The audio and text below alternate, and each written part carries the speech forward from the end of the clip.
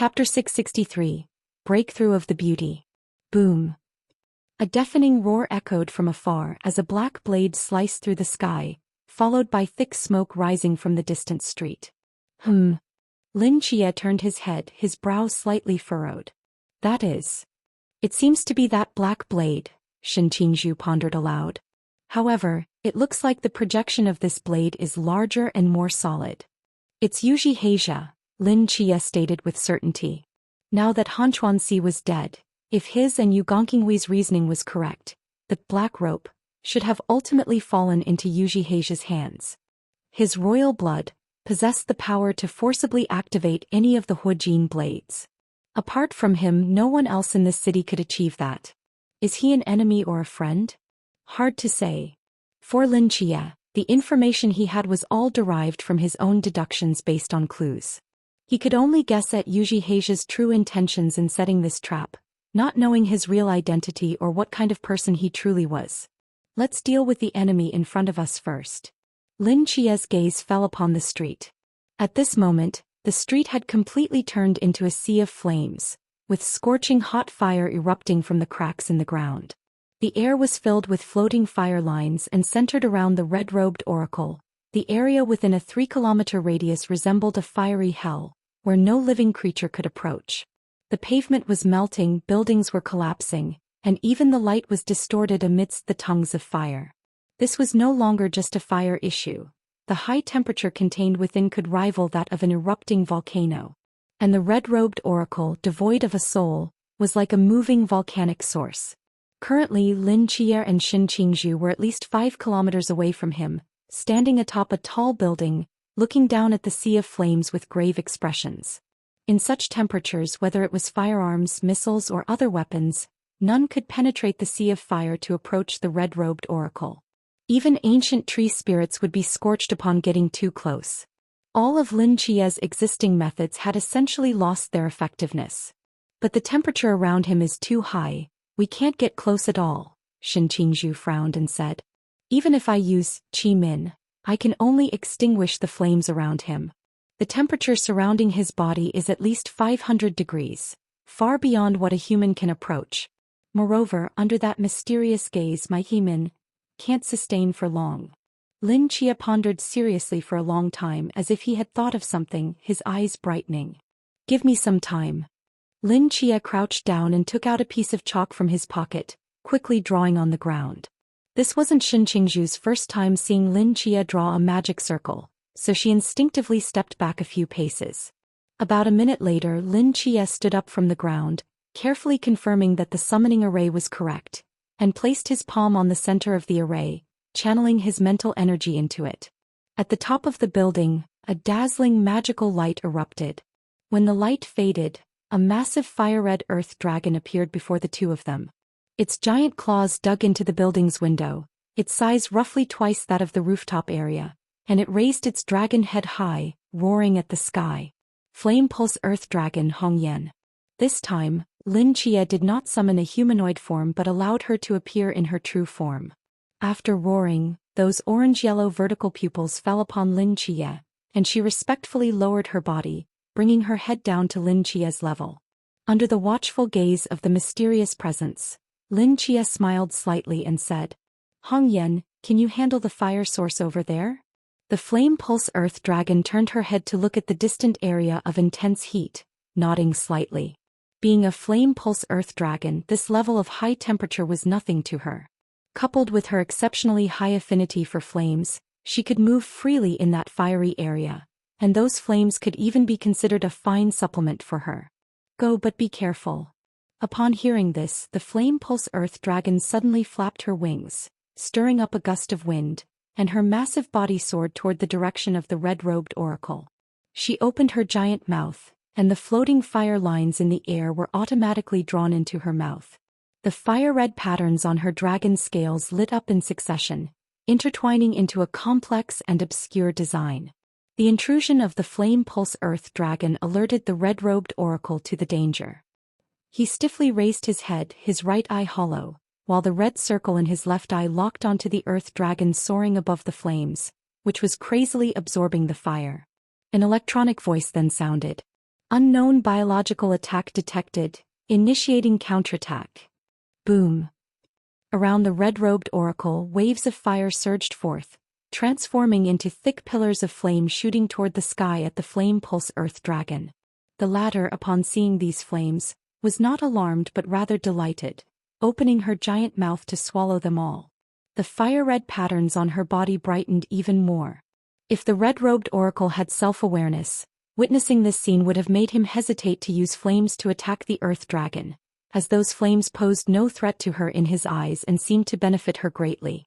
Unfortunately, the entity controlling his body was merely an artificial intelligence, lacking such cognitive abilities, and could only follow its programmed instructions to continuously increase the power of the flames it spewed. The surging flames continuously poured into the sky, all consumed by Hong Yen, whose eyes were filled with excitement. This red-robed oracle was simply a moving feeding machine. As time passed, the fire-red patterns on the flame pulse earth dragon reached their peak brightness, her momentum soaring. The boundary that had restricted her for so long began to loosen under this massive influx of flames. Bang! With a soft sound, Hong Yan's aura erupted, stepping from the pinnacle of the sea realm into Wuliang. At the same time, the fire-red patterns on her body dimmed, transforming into a mysterious dark red. In the night, they appeared less conspicuous, but upon closer inspection, one could see wisps of nearly black flames flowing slowly within those dark red patterns. Stepping into Wuliang meant that the flame pulse earth dragon had fully matured, breaking the genetic shackles hidden deep within her lineage, and a flood of information surged into her mind. She raised her head high, opened her giant mouth and roared at the sky. A massive pillar of black flame erupted from her body, instantly piercing through the clouds. Roar, roar, roar. This dragon's roar echoed throughout the sky of Osaka. What happened to her? Shin Qingzhu asked in confusion. Lin Chia smiled slightly. She has grown up. Chapter 664. Killing the Red Robe. After unleashing that black pillar of fire, the patterns on the Inferno Pulse Earth Dragon's body quickly dulled, and its wings seemed to flutter uncertainly. Under the pitch-black night sky, the Inferno Pulse Earth Dragon circled halfway before returning to Lin Chia's side, landing on the rooftop, its orange-yellow vertical pupils revealing an unprecedented fatigue. Red face, what's wrong? Seeing this, Lin Chia's eyes showed a hint of confusion. The Inferno Pulse Earth Dragon let out a low hum towards Lin Chia, folding its wings against its body. The latter nodded thoughtfully, waved his hand gently and sent Red Face back to the Divine Mental Hospital. What happened? Shin Qingzhu asked. Bloodline awakening. She needs time to digest her innate power and will likely need to sleep for a while. Shin Qingzhu nodded and turned to look in the direction of the red-robed oracle. The flames around him had all been devoured by Red Face, and the temperature dropped rapidly. Although faint flames still flickered in the air, they were now within a bearable range. Now is the best time to kill him. The two exchanged glances and simultaneously leaped from the top of the building. The howling wind swept past their bodies, and just as they were about to touch the ground, two branches burst from the earth, wrapping around them like soft ropes, swinging through the air in a magnificent arc, shooting towards the distant red-robed oracle. Moo moo. Hey! Whoosh whoosh whoosh. 3 mounted missiles shot out from Moo Moo's body, trailing long flames as they flew straight towards the red-robed oracle's face. Without the protection of high temperatures, the red-robed oracle, under the control of artificial intelligence, attempted to evade the 3 attacks. However, the angles of the missiles fired by Moo Moo were exceptionally tricky, completely sealing off all his escape routes. Boom! 3 blazing fireballs exploded in the air, blasting the already melted ground into 3 terrifying deep craters. The deafening explosion mixed with the howling wind, sweeping up into the night sky. The red-robed oracle's figure was completely engulfed by these 3 fireballs. At the same time, the 2 suspended in the air by the tree demon's branches had reached the edge of the burning scene. Shin Qingzhu glanced at Lin Chia beside him and spoke seriously. 6 seconds, is that enough? Enough. Lin Chia didn't need to ask what Shin Qingzhu meant. There was an absolute tacit understanding between them. He nodded. Shin Qingzhu raised his right hand and gently snapped his fingers in the air. Snap. A vacuum passage opened up in front of them, repelling all flames outside. At the end of this vacuum passage was the red-robed oracle, who was in a dire state after being hit by the missiles. At this moment his red robe had been completely burned away, and much of his flesh had been blown off, revealing an unknown metallic structure inside, reflecting a silvery glow in the firelight. If it weren't for these modified body structures, his flesh would have surely been unable to withstand such a level of attack. The instant this vacuum passage appeared, Lin Chia released the branches, using inertia to accurately fly into the passage, his hands behind his back, swiftly drawing out the two straight blades strapped to him. 6 seconds was the longest time Shen Qingzhu could maintain the Qi Min under the mysterious gaze. He had to kill the mechanical state red-robed oracle within these 6 seconds. Otherwise, once this time passed, the oracle would reignite flames in the air, and when the temperature soared to a level that their bodies could no longer endure, they would be completely helpless. Red Face had already fallen into slumber and could not come out to help them devour flames again. There was only one chance. A killing intent flashed in Lin Chia's eyes as he passed through the vacuum passage and landed in front of the red-robed oracle. Beneath his floral bathrobe, 2 streaks of blade light reached their peak. The bloodied red-robed oracle stood there, the light ring in his left eye instantly locking onto Lin Chia. Almost simultaneously his body reacted with astonishing speed, twisting his bones at an incredible angle to evade Lin Chia's fatal strike. Yet even so, the blade light still severed one of his arms. The straight blade sliced through the red-robed oracle's body, and Lin Chia distinctly felt the resistance within. It was the sensation of a blade cutting through metal. If it weren't for the current vacuum state, sparks would likely have flown. Having failed to kill the red-robed oracle with one strike, Lin Chia narrowed his eyes slightly.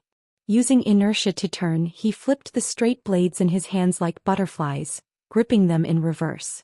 At the same time, 2 extreme shades of ghostly light ignited in Lin Chia's palms. A deep night color climbed up the blade's edge, and with Lin Chia's movement, it slashed out across in front of him like lightning. The night color tore through the air as if to cut down the stars in the sky. In that instant, all of Lin Chia's mental energy poured out without reservation. Boom! 2 exaggerated ghostly cross-blade lights sliced through the red-robed oracle's body, diagonally piercing through over 10 tall buildings, causing them to collapse with a thunderous crash, ultimately shooting into the sky and carving a long cross mark through the thick clouds. This was the second ability Lin Chia learned from the essence of the night, star-rending technique. Unlike Nyx's pure magical star-rending technique, Lin Chia combined this ability with his own swordsmanship, successfully lowering the threshold for release. Although it was somewhat lacking in power and coverage compared to the original, it was already sufficient for Lin Chia. With the essence of the night, Lin Chia no longer needed to rigidly apply the abilities of the night goddess. He had the freedom to modify or even create abilities. Once he fully mastered this essence of the night, the divine laws he needed would automatically emerge. After executing this strike, Lin Chia instantly felt that mysterious gaze shift from Shen Qingzhu to himself. In that brief moment, the mental energy he had unleashed was too immense. Fortunately, Shen Qingzhu's Qi Min had dispersed some of the gaze, and since it lasted only an instant, he wasn't directly locked onto.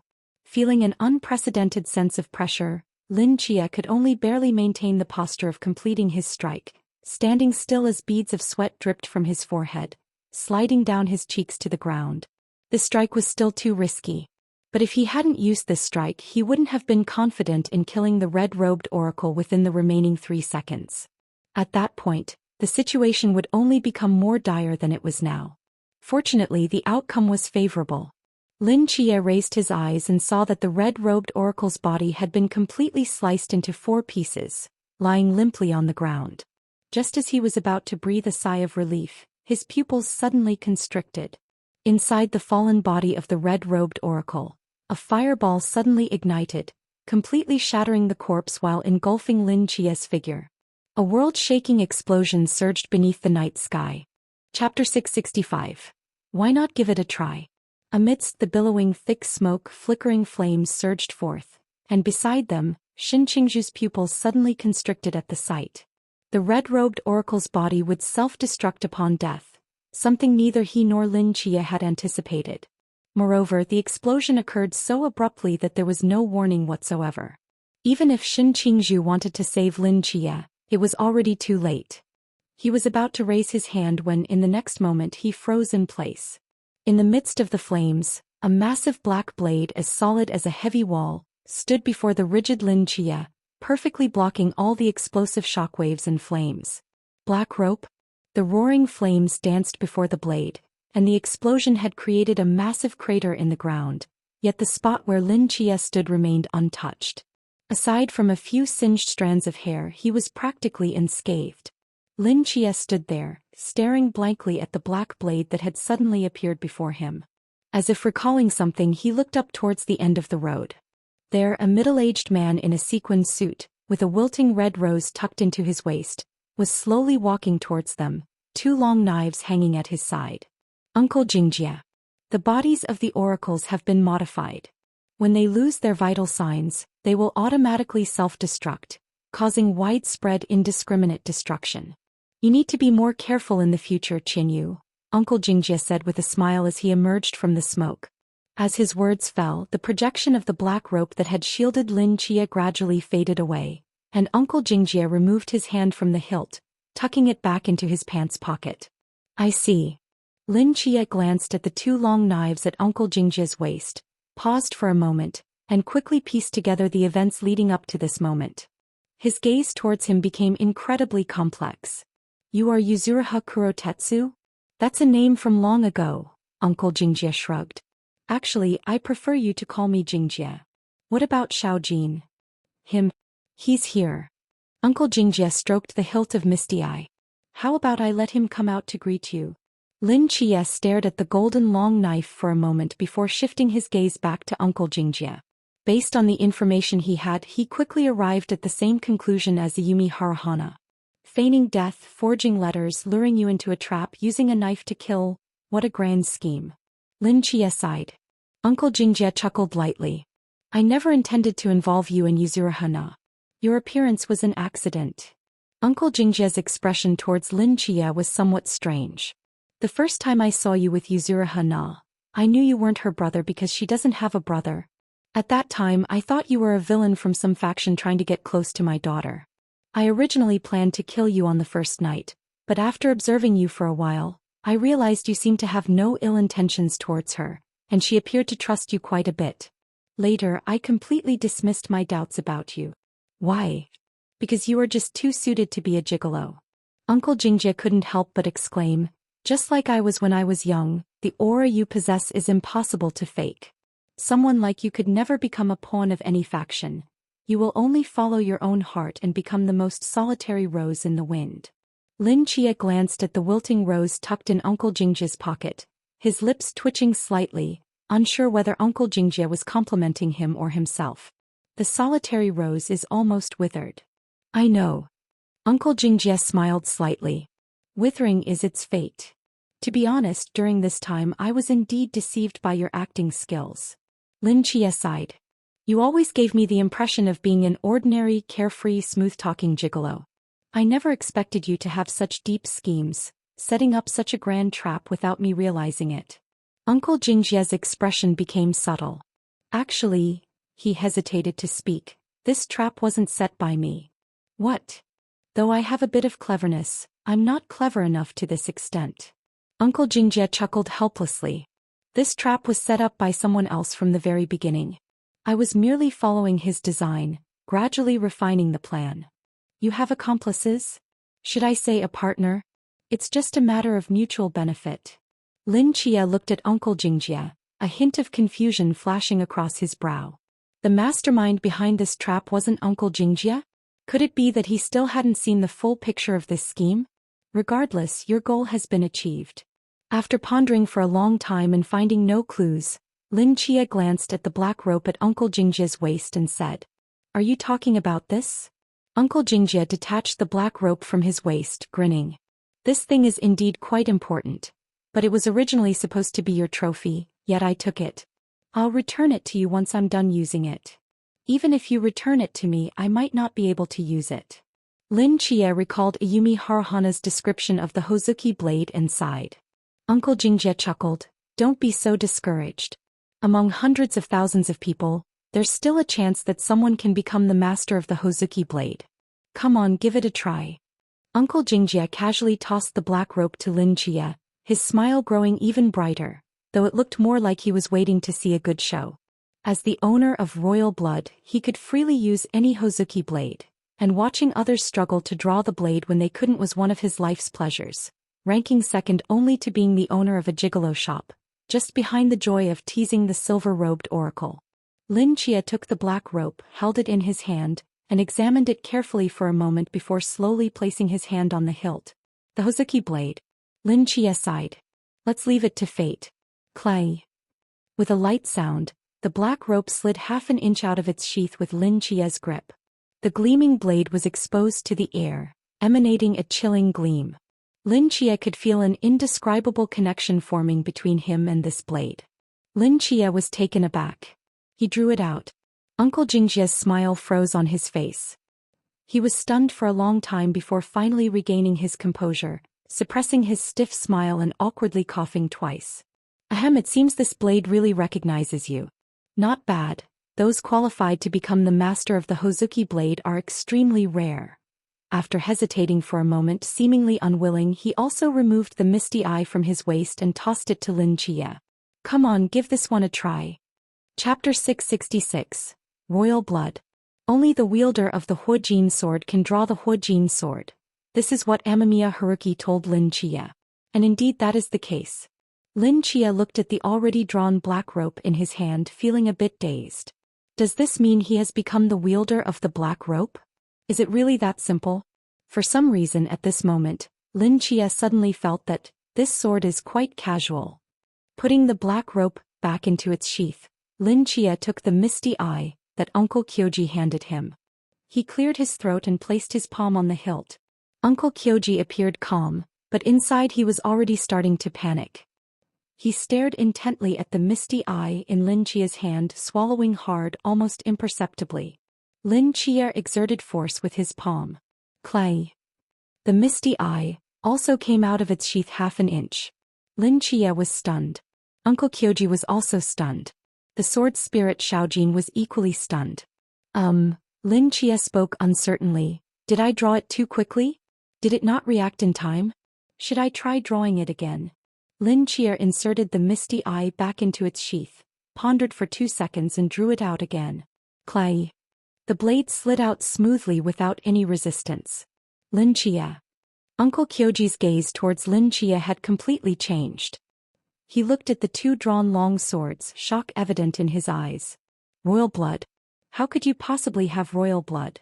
If drawing just one Huojin sword could be attributed to the sword spirit of the black rope, being too casual in choosing its master, then drawing 2 in a row was a completely different matter.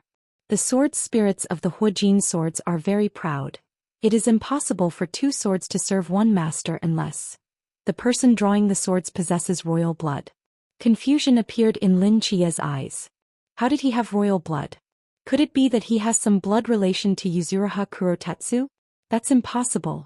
His parents are both genuine people from the Great Xia, and logically speaking, Japan had already fallen into the fog 100 years ago. There could absolutely be no blood relation between him and Yuzuriha Kurotetsu. Then where did his royal blood come from? Lin Chia remembered that Amamiya Haruki had said that royal blood could be acquired later in life. At least that was the case for Yuzuriha Kurotetsu. If that's true, does it mean that at some point he inadvertently acquired royal blood? What exactly is this so-called royal blood? Why does it grant the ability to control all Huojin swords? Have you been to that ruin in Hokkaido? Uncle Kyoji seemed to have thought of something, frowning as he looked at Lin Chia. No, I've never been there. Lin Chia shook his head decisively. Uncle Kyoji fell into deep thought. He pondered for a long time, and aside from Lin Chia having been to that ruin in Hokkaido, he really couldn't think of any other possibilities. He helplessly shook his head, looking at Lin Chia with a complex expression, as if he were looking at a monster. I thought you were just talented in the way of the cowherd, but it turns out your secrets run deeper than I imagined. As Uncle Kyoji spoke, he extended his palm towards Lin Chia. What do you want? Lin Chia raised an eyebrow. Uncle Kyoji's mouth twitched slightly. Give me back the sword. I only drew it for you, I never said it was a gift. Lin Chia clicked his tongue, seemingly reluctant. Uncle Kyoji sighed. Don't worry, I need these 2 swords for something. Once I'm done, I'll give them both to you, okay? Deal. Lin Chia returned the misty eye and black rope to Uncle Kyoji. Uncle Kyoji hung the 2 swords back at his waist, looked at Lin Chia for a long time, as if he had made some decision, and slowly spoke. Qian Yu, there's something I want to ask of you. Raindrops pattered on the road, splashing up little droplets. Amamiya Haruki weakly leaned against the wall and slowly sat down. At this moment, his white hair had returned to black, and the brilliance in his eyes gradually faded. He sheathed the rain collapse in his hand, supporting himself on the ground, gasping for breath. He had exhausted too much of his lifespan, to the point that after his hair returned to black, some gray had already appeared at his temples, and his face looked extremely haggard. With that one strike he had cleaved the yellow robe oracle into 2, and the paper crane had knocked out everyone around. Within this area, there was no one left for the yellow robe oracle to transfer to. If all went well, he had successfully killed the yellow robe oracle. Brother Amamiya. Yuzuriha Rin sheathed her 1,000 cranes, and quickly ran to Amamiya Haruki's side, her eyes filled with concern. Are you hurt?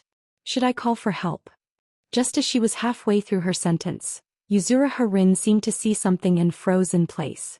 On the display screen at the corner of the street, her photo drawing the sword was neatly placed in the center, a bright yellow warning bar spinning around her, appearing particularly conspicuous under the neon lights.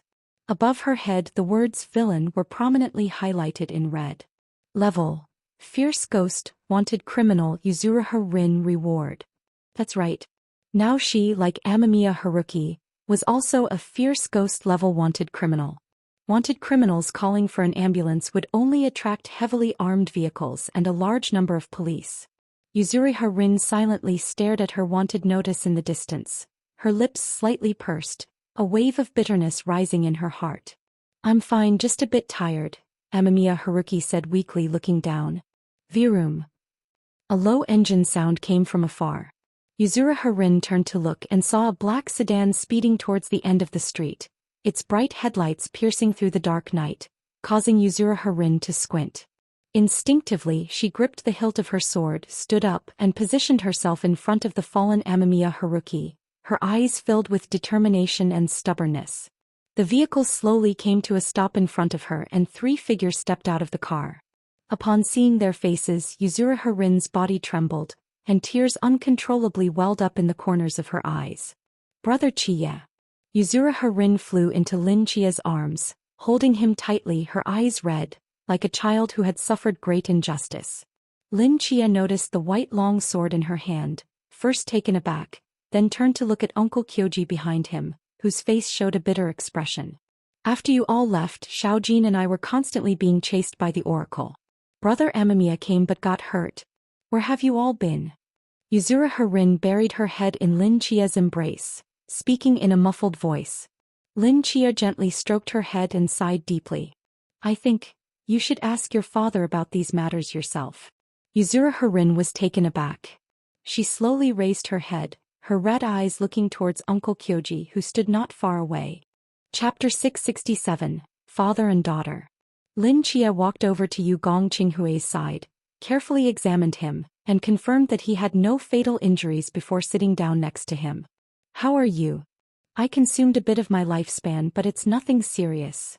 Yu Gong Qinghui raised his head and looked at the distant figures of Yuzuriha and Uncle Kayasuk walking together.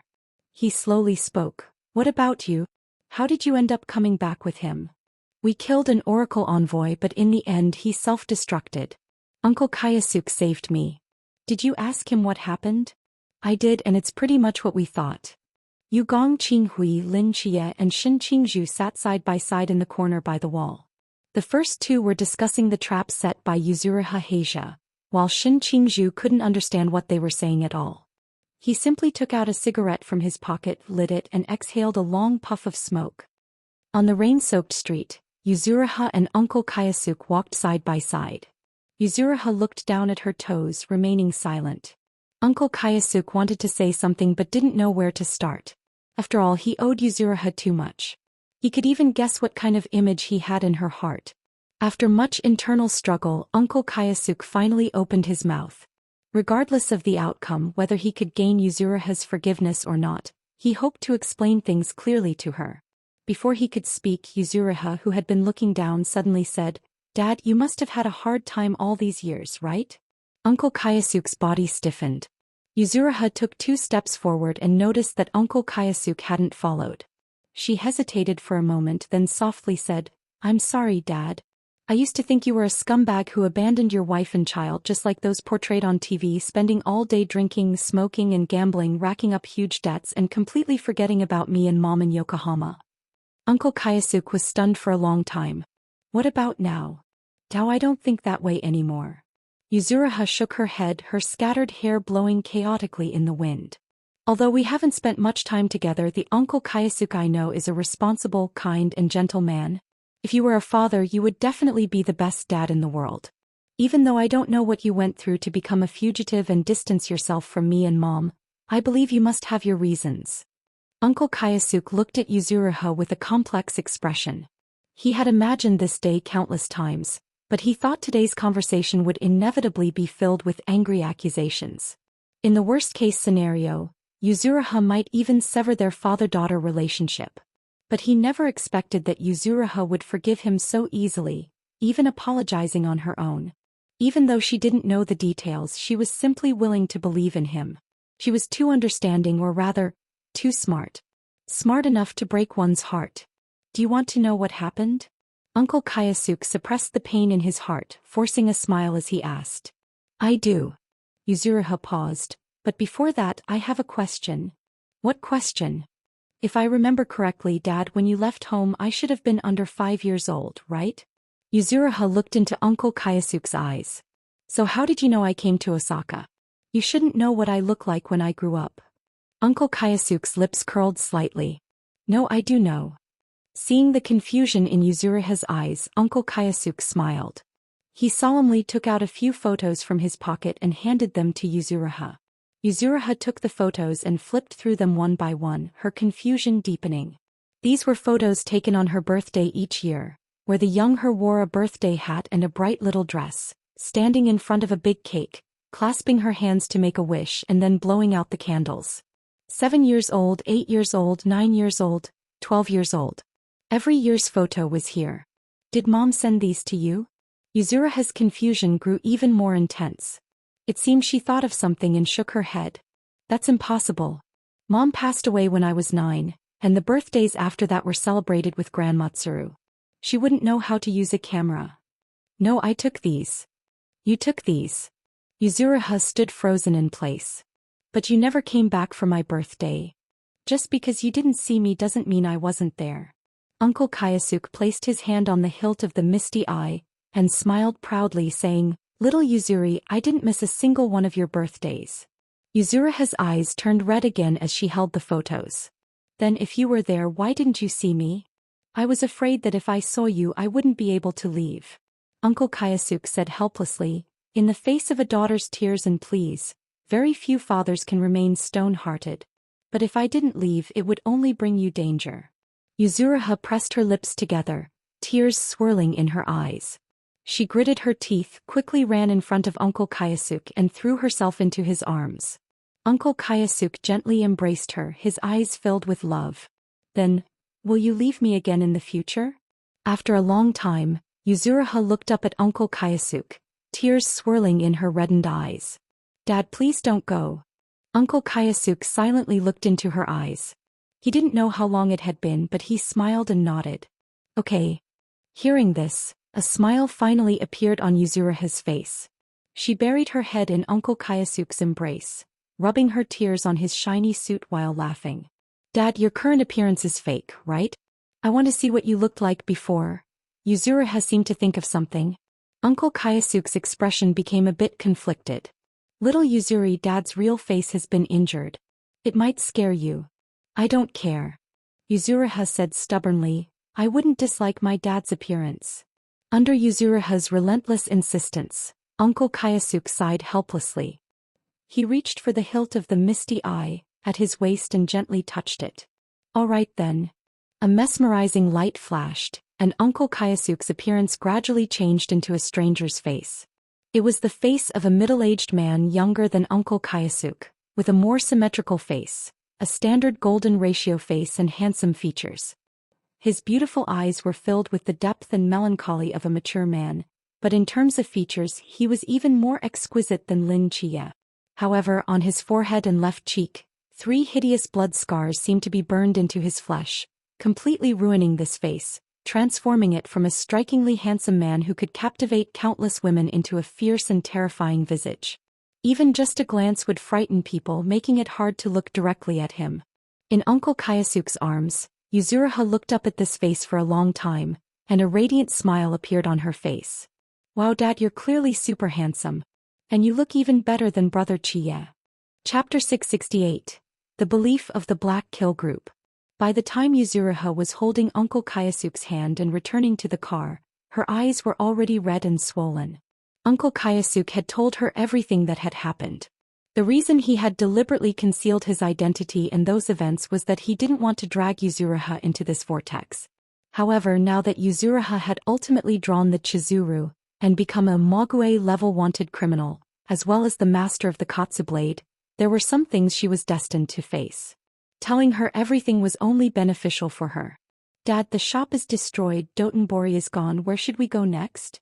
Yuzuriha looked around at the flattened Dotonbori, no longer seeing the past prosperity and liveliness, and turned to Uncle Kayasuke. If it had been before, the destruction of the Black Wutong would have made Yuzuriha extremely sad, but now she didn't feel that way. After all, she already knew Uncle Kayasuke's identity. For her now, wherever Uncle Kayasuke and her brothers were, that was where the Black Wutong was. The shop seemed to have lost its importance. Uncle Kayasuke stared silently at the completely collapsed Black Wutong club in the corner. Although Shin Qingzhu couldn't understand what they were saying, his years of honing his ability to read the room allowed him to vaguely guess their predicament. He turned to Lin Chia and said, "If you have nowhere to go, you can come back to the Black Kill Group with me. There are many empty floors there and no one will disturb you." Lin Chia translated Shin Qingzhu's words for everyone. The others exchanged glances and had no objections. "Thank you very much." Uncle Kayasuke held Yuzuriha's hand and smiled as he slightly bowed to Shin Qingzhu. Black Kill Group building. The black sedan stopped beneath the building. As Shin Qingzhu and the others got out of the car, they froze in place. Outside the building, members of the Black Kill Group stood straight at the entrance, unaffected by the pouring rain like statues. Shin Qingzhu frowned, seemingly confused about what this group of subordinates was doing. When they saw Shin Qingzhu appear before them, Inoue Yu and Asakura Ken's eyes lit up, their faces filled with ecstatic joy. The leader has returned. The leader is indeed alive. Thud. In that instant, all the members of the Black Kill Group knelt on the ground, their knees hitting the floor heavily, making a dull sound. They knelt in unison, using all their strength to shout in the wind and rain. "Please forgive us, leader."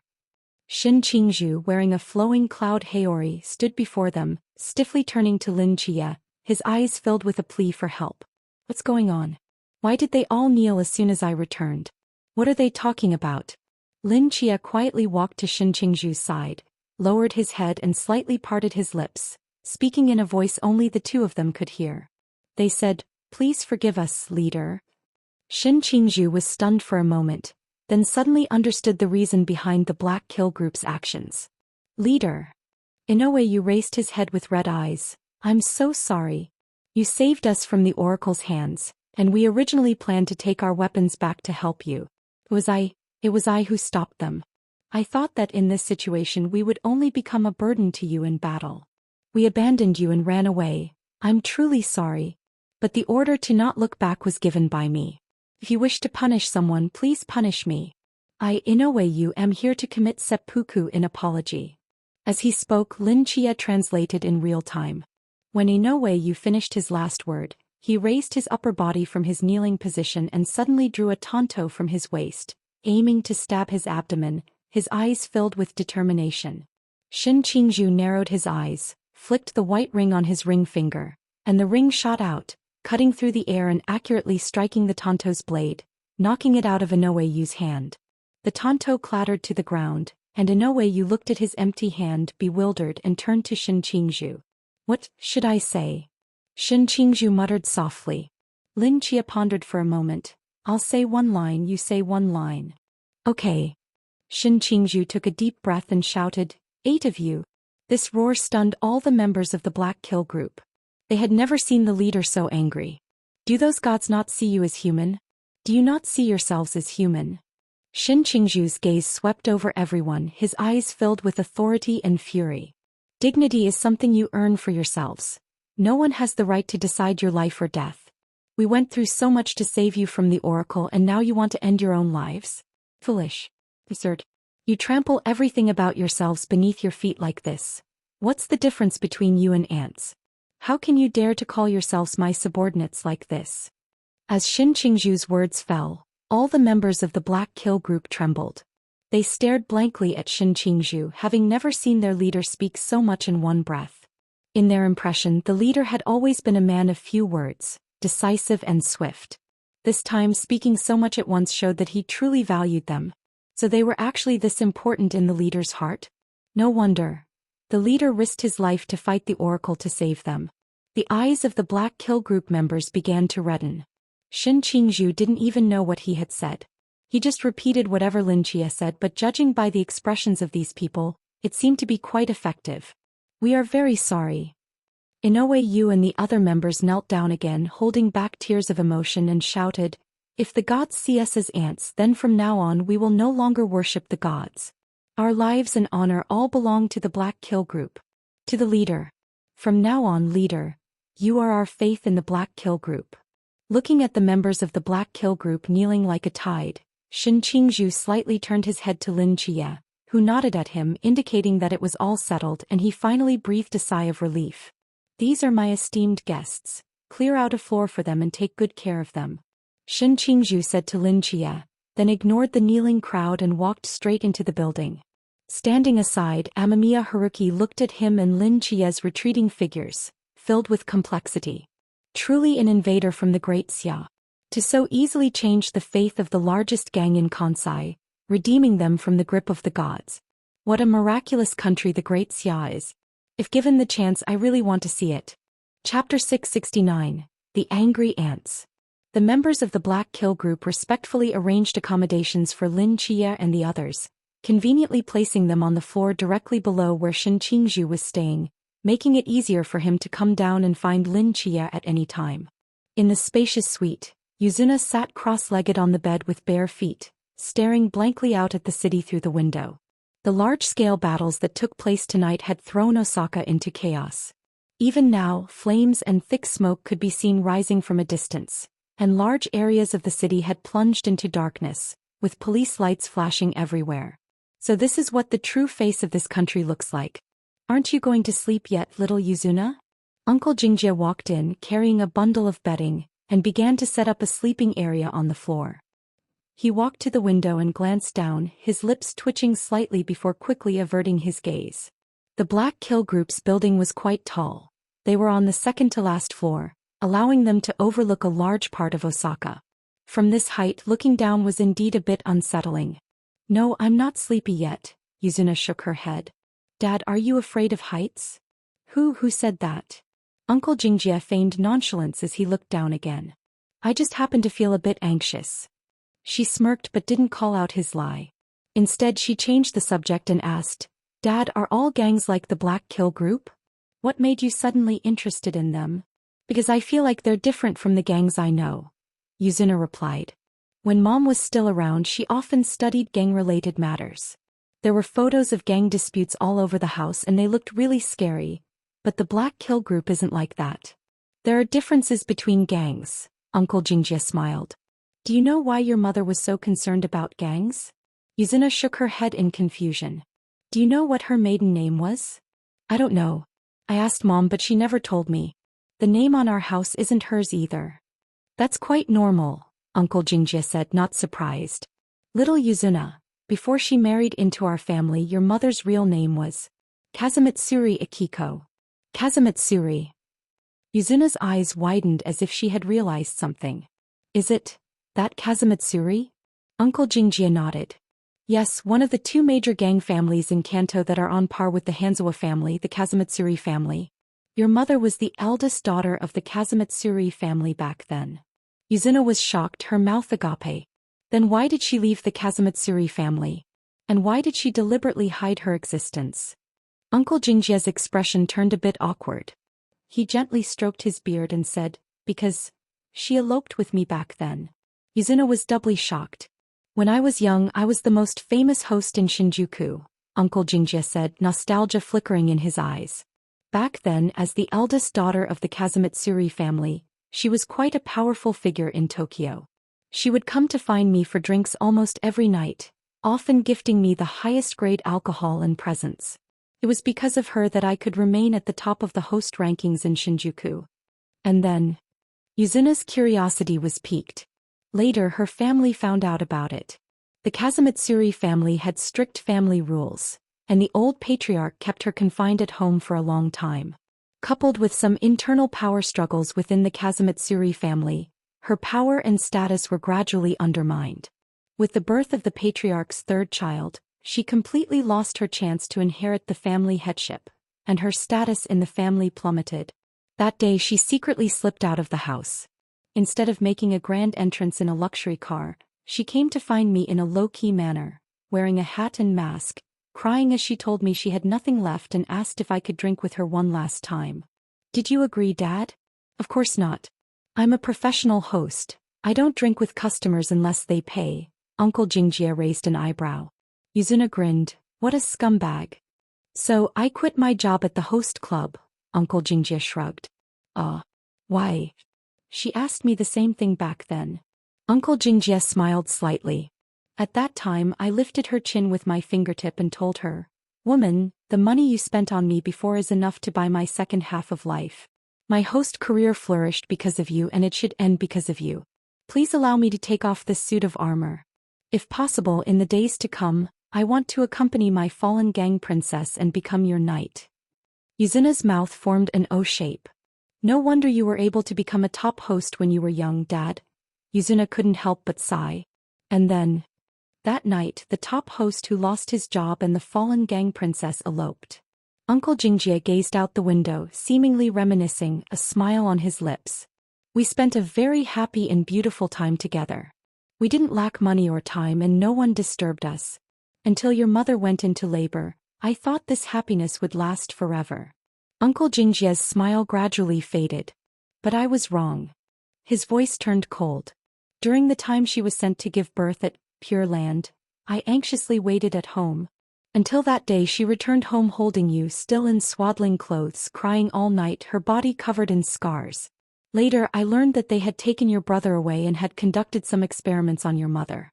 It was then that I, who had never done anything wrong, suddenly became a furious ghost-level wanted criminal. When I saw the wanted posters all over the streets, I realized that what they wanted was the royal blood in me. For that they even took your brother. Since he had also awakened royal blood, he was of course the best test subject for those people in Pure Land. Uncle Jingjie looked out at the night, his fists clenched tightly, a cold smile forming. Who do they think they are? Messengers of the gods? What does that even mean?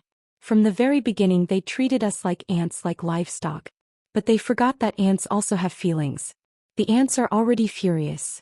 Since they have labeled me as a furious ghost, then I might as well become this furious ghost.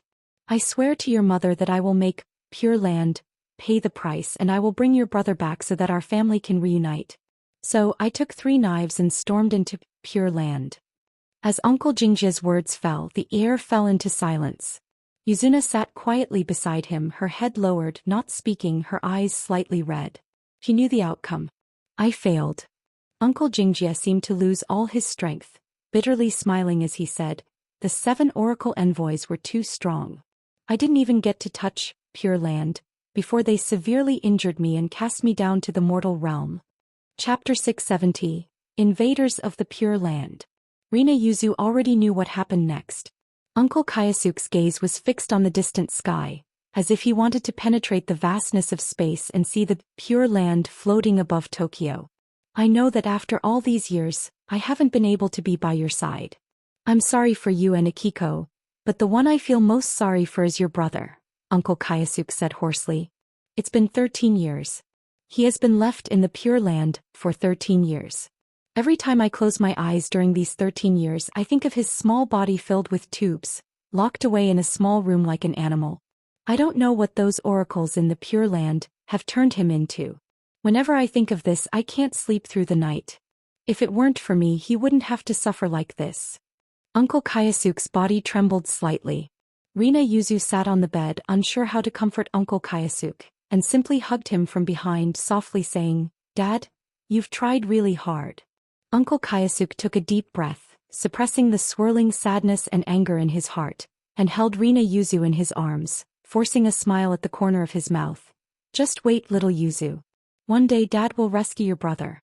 Although I don't know what kind of person he has become after all these years of being trained by the oracles, I hope you won't dislike him." Rina Yuzu shook her head, her long black hair swaying gently behind her. "I won't. He's my brother. I will definitely protect him." Uncle Kayasuke smiled and gently patted her head. "Good, go to sleep." Tokyo. Above the dazzling neon city, a mysterious disk stood atop the clouds, emitting a faint glow in the night sky, enchanting and filled with a sense of technology. In the central area of this disk, in the core control room, a boy sat on a Japanese tatami mat, facing a low square table with a shogi board on it, the game in a tense stalemate. The boy squinted at the board, seemingly deep in thought, his face delicate and fair beneath his glasses. A Bluetooth headset hung from his left ear. After a long while, he picked up a piece and placed it on the board, then looked up at the empty tatami mat across from him, a shy smile appearing on his face as he gently said, "Jiang Air, it's your turn." A white figure floated out from the electronic screen in the control room, landing lightly on the tatami mat opposite the boy like a butterfly. It was a cool girl dressed in a snow-white long dress, who was now seriously examining the board. At the same time, all the electronic devices in the control room began to flicker. After a moment, her expression turned a bit troubled. "Another unsolvable deadlock. You've won again this time." Jiang Air sighed, her voice transmitted through the Bluetooth headset to Enchinyu's ear. She said gloomily, "I clearly used all the computing power of the nanocomputers here. Why can't I beat you? Are you really human?" Enchinyu's smile grew even brighter. "Don't you know whether I'm human or not?" "Humph, I'm not playing chess with you anymore." Jiang Air stood up, a bit annoyed. "Are you angry?" "Well, not really. You look really good today. I'm always wearing that white dress. Can't you put a little more thought into your compliments?" Jiang Air rolled her eyes. Enchinyu pondered for a moment. "How about you change into something else? I'll compliment you again." Jiang Air's mouth twitched slightly. She initially wanted to roll her eyes again, but then seemed to think of something, a faint blush appearing on her cheeks. After hesitating for a moment, she stood up and gently turned around in the air. In the next moment, her figure flickered like the static of an old television, and after a brief flash, her clothes had changed. It was a blue yukata adorned with small yellow flowers, reminiscent of flowers drifting over a bright sea, exuding a tranquil elegance with a hint of sunny vitality, much like a girl's heart before falling in love, wanting to be reserved yet unable to suppress her feelings. A hairpin held up her black hair. Standing before Enchinyu in this yukata, she clasped her hands behind her back, tilting her head slightly to the side and softly asked, "How about this? I found this in the database. It seems like this kind of clothing is quite popular in this country, so I wanted to try it. If it doesn't look good." "It looks good." Enchinyu interrupted Jiang Air's rambling, nodding seriously. "Really good." The blush on Jiang Air's face deepened. She boldly shifted her gaze back to Enchinyu. "I'll wear it all day long, okay? You can wear it as long as you want." A smile appeared on Jiang Air's face as she sat down beside Enchinyu, looking up at the flickering electronic screens above. After a long while, she slowly spoke. "Qingyu." "Yes. We've been drifting here for over a year, right? 1 year and 4 months. 1 year and 4 months, and it's just been the two of us." Jiang Air fell silent for a moment. "I wonder where everyone else is now." "We'll know soon." And Qingyu turned to look at her. "Once your invasion is fully completed and you gain control over the entire Pure Land, we will be able to find out their whereabouts." What's the current level of control?" "It's reached 46% today, but with the oracles here, if I directly launch a large-scale invasion, It would be easily detected, so the progress is slow. That's fine, we can take our time.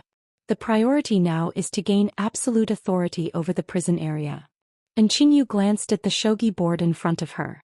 Calculating the time, the progress at Yuzu Heiji's place should be nearly complete. This last move is crucial. I've completely opened up the prison area today and I've gained all the permissions there, Jiang Er said. And Qingyu's eyes lit up. Start the information retrieval. First, find out the whereabouts of Yuzu Heiji's son. Okay. Jiang Er nodded, slowly closing her eyes, and the countless electronic screens around her began to flicker violently. After a long while, Jiang Er opened her eyes, her expression somewhat strange. Did you find anything? I found the location of Subject 0. Jiang Er paused. However, I also found something else. Something else? And Qingyu asked in confusion. Besides him, what else is in the prison area? For example, a certain Chao thief? And Qingyu was taken aback. Chao. After a moment he came to his senses, quickly leaping up from the tatami mat, his eyes filled with shock. Chao Yuan. Chapter 671. All under control. Dad. In her sleep, Yuzuriha suddenly woke up, sitting up in bed, gasping for breath, her small face covered in sweat. She had a nightmare. She turned to look at the side of the bed where Uncle Kayasuke had been sleeping, but it was now empty, the bedding neatly folded as if he had left for a while. Yuzuriha was stunned for a moment. Just as she was about to get out of bed, it seemed she remembered something and started searching her bed. Chizuru was gone. Had Uncle Kayasuke taken her away? Yuzuriha recalled the nightmare she just had, pressed her lips tightly together, and quickly climbed out of bed, got dressed and ran out the door. She ran to Lin Chia's door, knocking quickly, her eyes already starting to redden. Brother Chia. Brother Chia. Little Yuzuri, why are you up so early? Before the door opened, Yuzuriha heard a voice coming from nearby. She paused slightly, turned to look and saw Uncle Kayasuke standing beside her, holding breakfast, looking at her with a puzzled expression. Dad. Yuzuriha stood there in confusion. Click. At that moment the door opened and Lin Chia stood behind it, looking at Yuzuriha and Uncle Kayasuke, asking in confusion. What's wrong? What happened? Before he finished speaking, Yuzuriha threw herself into Uncle Kayasuke's arms, hugging him tightly, her voice tinged with tears as she said. I thought you were going to leave me without saying anything. I had a nightmare last night. Please don't go to the Pure Land, okay? Uncle Kayasuke looked at her in bewilderment, and after a moment he helplessly wrapped his arms around Yuzuriha. Little Yuzuri, don't say silly things. Dreams are always the opposite. Come on, let's have breakfast. Today, Dad will take you to the amusement park in Osaka, okay? Yuzuriha seemed to remember something. Dad, where's Chizuru? Oh, here. Uncle Kayasuke took Chizuru from his waist and handed it back to Yuzuriha. Chizuru was my sword before. I hadn't seen it for so long, so I took it out to chat with Granny Tsuru for a bit. So that's how it is. Uncle Kayasuke turned to Lin Chia. Asanaji, you should go with Amamiya too, right? Lin Chia nodded. Sure. After getting ready, Lin Chia, Amamiya, Haruki, Uncle Kayasuke, Yuzuriha, and Kogain took the Black Kill Group's car directly to Osaka's most famous amusement park. Lin Chia had wanted to invite Shin Qingzhu along, but thinking about the other's position as a group leader, it didn't seem appropriate to bring the head of the Kansai underworld to such a place with a bunch of hosts. Shin Qingzhu stood by the window watching them leave in the car, smoking a cigarette, lost in thought. Knock, knock, knock. Someone knocked on the office door. Shin Qingzhu raised an eyebrow and turned to look, seeing Inoue sneaking in, a smile on his face, quietly saying to Shin Qingzhu. Group leader, those hosts, have they left? Shin Qingzhu looked at him, remaining silent. Hee. Inoue gave Shin Qingzhu a knowing look. I have a special batch here, group leader. Take a look and pick a few to keep you company. Inoue waved to the door and a row of handsome, well-built male models walked in, lining up neatly, waiting for Shin Qingzhu to choose.